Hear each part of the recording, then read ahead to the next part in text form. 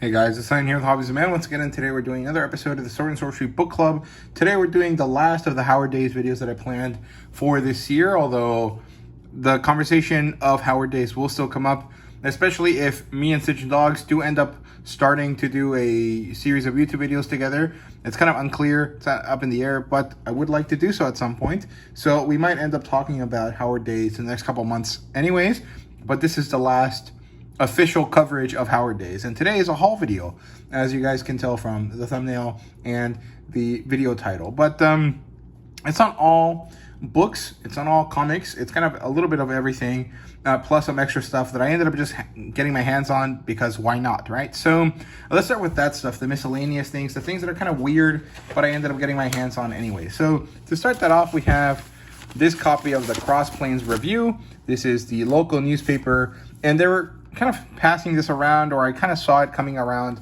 at Howard Days, but this is kind of like the special thing here. The Robert E. Howard Days are here, and there's this, nice, essay about it, featuring Mark Wheatley there, and they're gonna throw this out on Sunday night, and I felt like, hey, maybe I can keep it, maybe I can scrapbook with it, or maybe I can just leave it as is, and in a few 100 years, it might be meaningful to someone, right? So that's the first item we have here.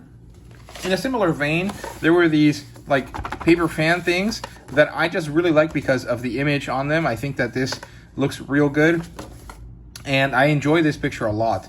And there were some shirts that had this, stuff on them, but I didn't get one of those, so I ended up getting this instead, just because they were going to throw it out. And I thought, hey, let's not do that. Let's keep it. I can scrapbook with it or something. And then actually ended up getting like 3 of them. So I can definitely use them for something else, right? Then we have, let's see, some of the stuff from the banquet. So this is just a short little kind of pamphlet here, kind of like a program guide, if you will.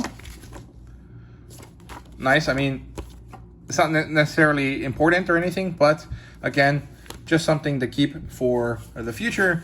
And then this, and mostly just because I wanted to cut this out and paste it somewhere, and it has this on the other side, and this was kind of like the table setup for the banquet, just to make it look a little prettier. And really, I just want it for this image here. I'm gonna cut this out. I'm gonna either put it on a notebook or put it on my poster from last year's Howard Days or something. I'm not really sure, but I really like this because it's such a crisp image, right? And then at the banquet, they also gave us this, which is a little notepad there showing you where Project Pride is, which is right in the center of Texas, because that's where Cross Plains is. It's almost like going down the Cross Plains is really going down to the heart of Texas. And that is a silly little song that they teach us when we were kids, right? Deep in the heart of Texas. It's pretty cute. You guys should look it up. And also a pen to go along with that little notepad. Let's see.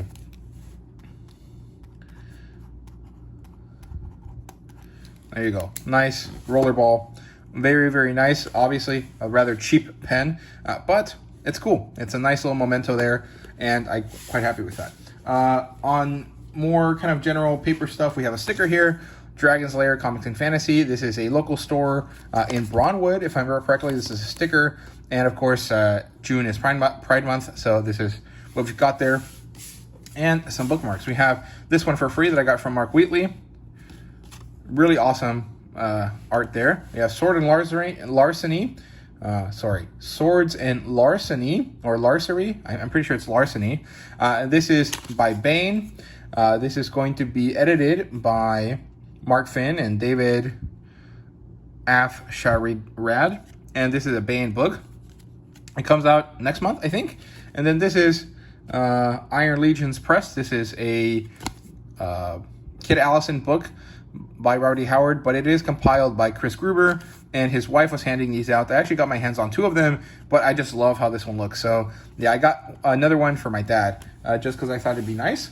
And then I bought some postcards this year, so I got this one, which is a picture of Robert E. Howard. It looks real nice. Nothing on the back here. I didn't get this one stamped, just because I thought that this is something I'm only going to display facing forward, so there's no point. Then we got this one, which is the poster for this year's celebrating Spear and Fang. And the reason I didn't buy a full-size poster was because I bought one last year and I didn't really need another one. So I got this one instead. I'm gonna put it up on that poster board as well. And I got Indy Bill Cavalier to sign that for me, and of course Rusty Burke. I should probably have gotten everyone else to sign it as well, and maybe I'll take this with me next year to get Arlene and the Project Pride ladies and maybe Paul Herman and stuff to sign this as well, because they're the Foundation press people. Then we have a picture of the house. It's quite pretty. It almost looks pretty similar to the picture that I used for my thumbnails, but the picture on the thumbnails is one I took myself. And then we have these here that are covers for some of the books. These are done by Mark Wheatley, and I was planning on getting them signed, but I never ended up getting the chance to do that because when I was able to approach Mark Wheatley, he was trying to eat his lunch, and I didn't want to be too annoying, so I just decided to let it be, and then I never got around to getting them signed. But it's fine. They still look really, really awesome, and these are really good as bookmarks for larger books, so quite happy with that. So that's all of the random paper stuff that we've got. Then there's some comic books that I ended up picking up and some magazine stuff. So we'll do that next. So here is Conan the Barbarian, book 4 in the Titan series. And this is signed by Jim Zub there. That's Jeff Shanks. And down here we have Carrie Nord. And this is awesome. This was given to me as a gift by Stitch and Dogs, which I really appreciate. This is one of my favorite covers that they've done in the current series. I love it. It looks so awesome. This is a Carrie Nord cover, and it looks freaking phenomenal, dude. It's just awesome, awesome, awesome stuff. This is from 23 from last year. I think it was from Fan Expo Canada, if I remember correctly. And this got to me all the way from Canada, thanks to Stitch and Dogs. And I really, really do appreciate it. He gave it to me the day that we got to Howard Days. And I really love it. I really appreciate it. This is definitely going to go up on a wall somewhere for sure. This is a prized possession. I'm not going to put it on a slab or anything because I think that stuff is stupid, like slabbing your comic books. But I will put it in a poster board or something just to keep it protected. And I'm very, very appreciative of that. So thank you to Stitch and Dogs for that. Then at the Howard Foundation press table, I ended up getting this newsletter because they were telling me how I can sign up and what I get from signing up. And this is just kind of a newsletter thing. It's just showing you some of the original stuff that they've got, scanned and, shown off. And there's supposed to be some other stuff in here. I can't quite remember everything that was told to me about this, but you get some news and events and stuff like that. And overall, it's pretty nice. It's not something that I'm particularly interested in, but if you're more of a Howard scholar, you'll definitely like this sort of stuff. It's very cool if you're really, really into that. It's just not really my vibe at the moment, so I didn't really find it all that exciting, even though I did appreciate getting it. So there you go. And then I bought this. This is The Savage Sword of Conan the Barbarian. This is one of the original books. This is number 47.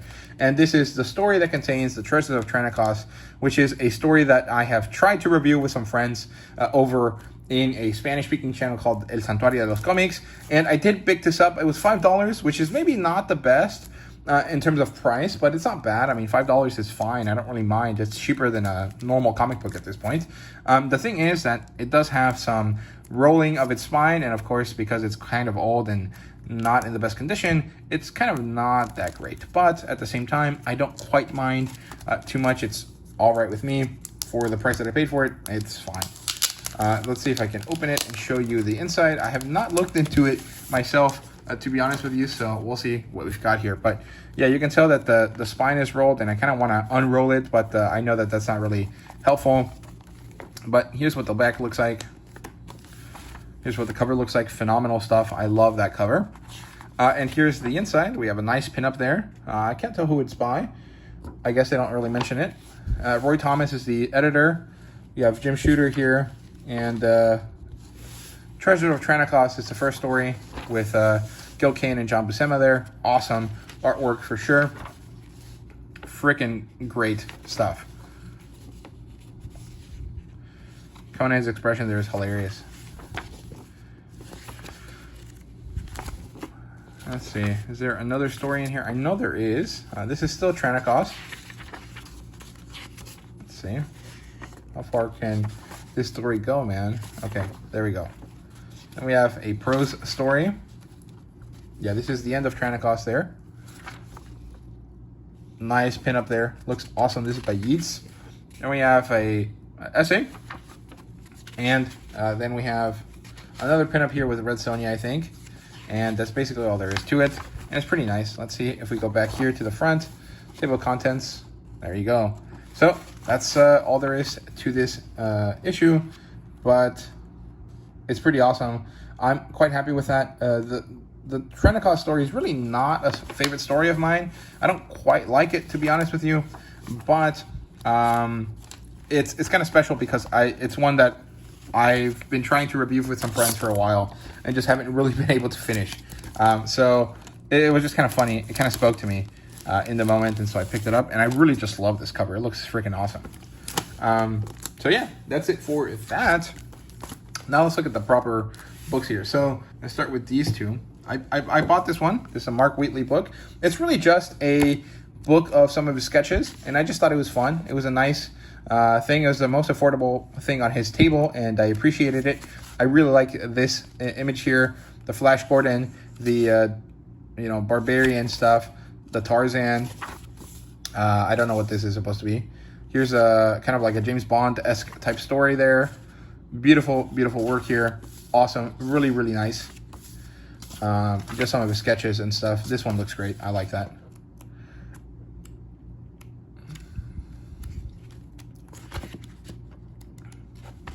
This is beautiful. I love this, dude. John Carter of Mars, Tars Tarkas, and Data Taurus. Freaking awesome stuff. Tarzan.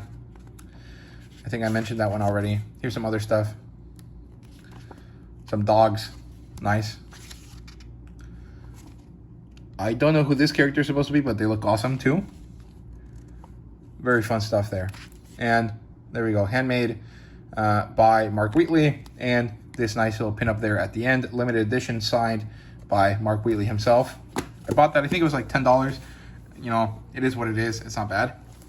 I got this for free from Bobby Deary. This is the Selected Letters of Novel and Price Ellis Volume 2. I do have the first one from last year, if I remember correctly. And these are pretty nice if you're really into the scholarship of it and the interest in the romance between Howard and Novel and Price and how that affected his writing.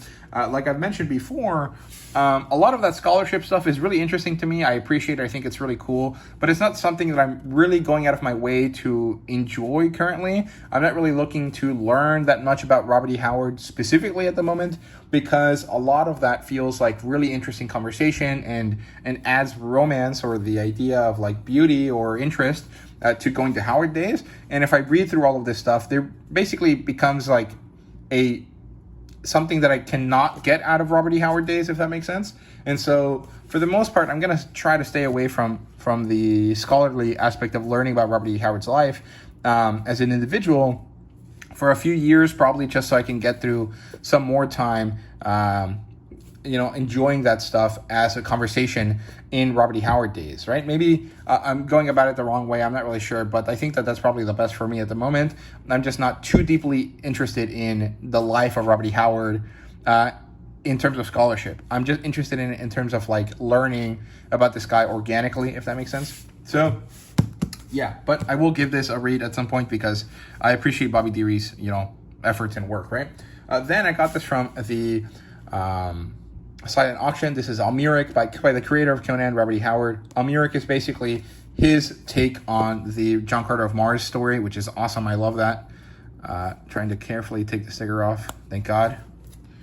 And I love this cover. I think it's really cool. I don't know how long this novel is, to be honest with you. And what's this in here? A pulled out poster, I guess, which is really cool. Full image from the cover there. Awesome stuff. About 200 pages, more or less. I do have another copy of this. I don't know where it is. I guess it's not next to me right now, but that edition is from England or from Australia or something, and so it had a different cover, and I didn't quite like that. So when I saw this at the silent auction, and I saw that no one was really bidding on it, I bid for it. I think I paid $5 for this total, and that was a great purchase. So I'm quite happy with that. So yeah, there you go. That's Almeric.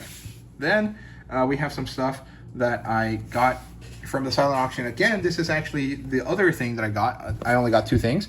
This is Sangre y Fuego, or Blood and Fire, which is the Spanish translation for Blood and Thunder. Now, the names are technically different, but that's because the expression Blood and Thunder doesn't quite work in Spanish.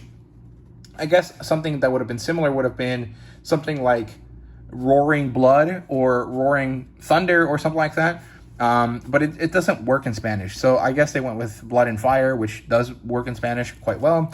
And this is the translation by Rodolfo Martinez for Es Portula, which is a publisher in Spain that also publishes this stuff down there. That's A Witch Shall Be Born, The Devils in the Iron, or something like that. Devils in Iron. This is The Phoenix on the Sword and The Hour of the Dragon. And yeah, real cool stuff there. I have not read through this. I will probably do so at some point in the next couple of years. We'll see. I do want to get Mark Finn on the channel at some point. But, you know, sometimes I think, oh, I should read the series or the book that he wrote before then. But at the same time, I kind of want to talk to him without having read it, because I want to talk to him about other stuff that isn't necessarily just the life of Robert E. Howard. So we'll see how that goes. But I'm happy to read this in Spanish. I own a digital copy of the English edition, so if I ever find myself stumbling through the reading process here, I can just go back to the English edition, since I'm significantly more fluent in English than in Spanish, just because I live in the US, not down in Mexico. Then we have the Collected Letters of Robert E. Howard. I got this for $5.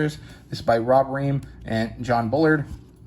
And I got this for $5 because they were kind of doing a special promotion. If you buy a book, you get this one for $5. I assume it's because they had too much stock of this. They wanted to, you know, make it easier for people to pick it up. And this is all the letters that he wrote to people.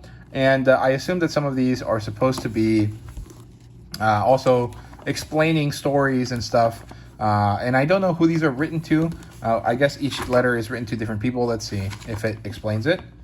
Yeah, so Clyde Smith, I was in Brownwood. Let's see.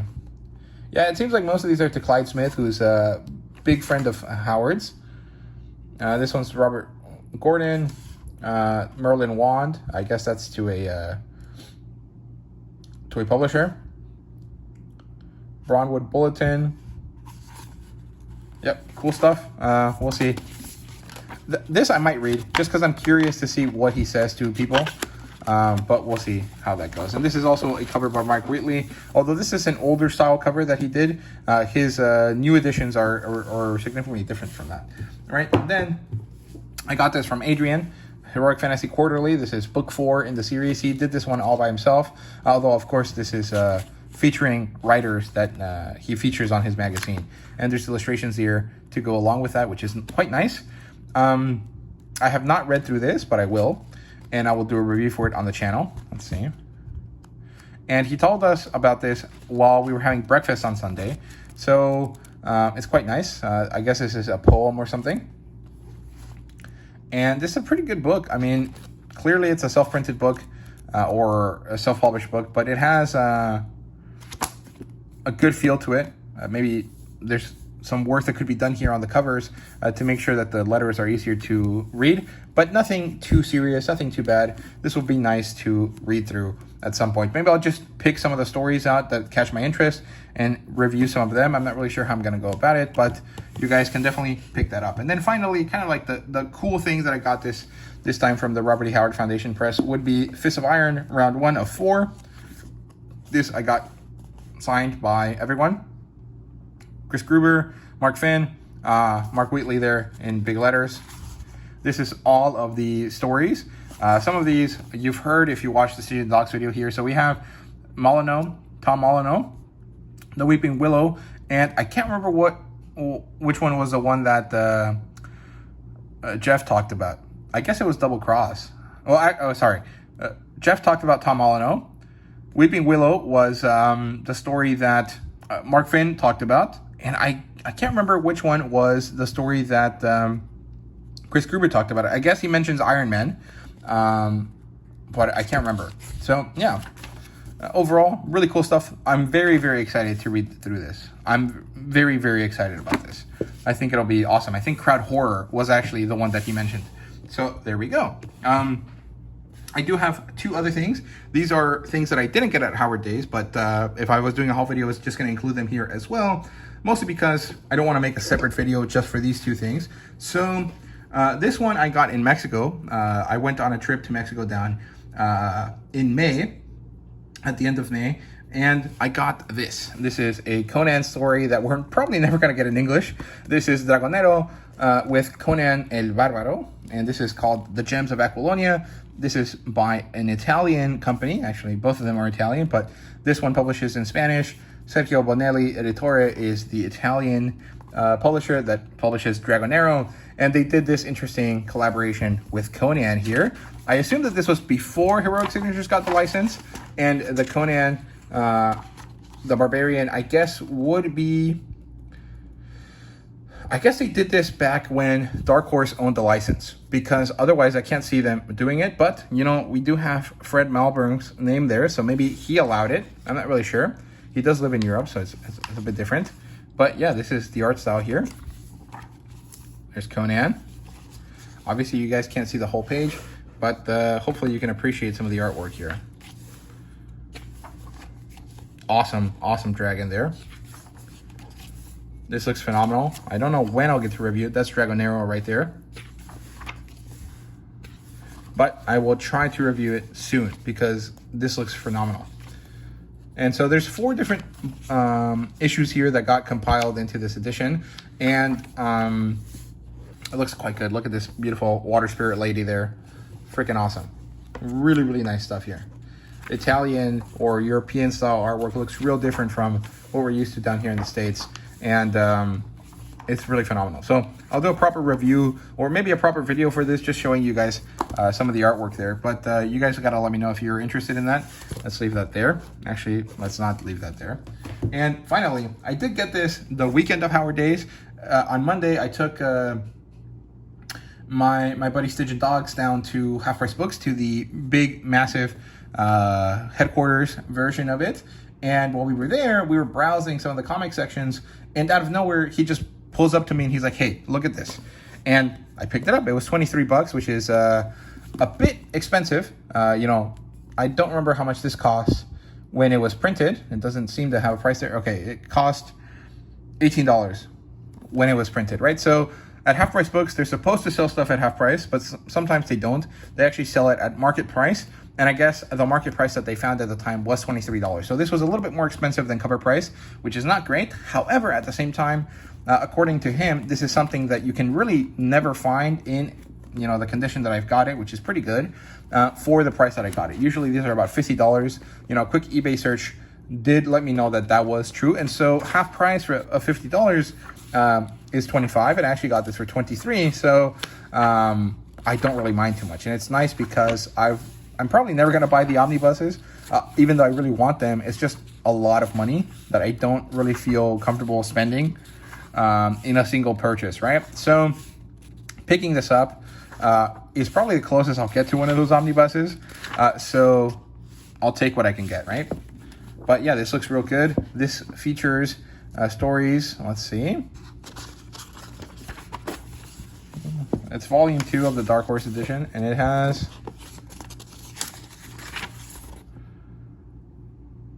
number 11 through number 24. And here are the creators that are involved here. Boris Vallejo does this artwork and it's awesome. And there you go. So I'll read through this at some point. I'll give you my highlights, my preferred stories in this. And we'll have a lot of interesting content for Conan coming up in the next couple months, right? So yeah, that's my haul video for sure at this point now. So yeah. Thank you guys for watching. This is kind of a rambly haul, so hopefully it's not too annoying and too kind of boring, but I just thought it'd be nicer to do kind of like a more conversational piece, right? So yeah, thank you guys so much for watching. Hope you guys enjoyed, and see you guys in the next video, which should be Solomon Kane issue 2. But yeah, I'll see you guys next time.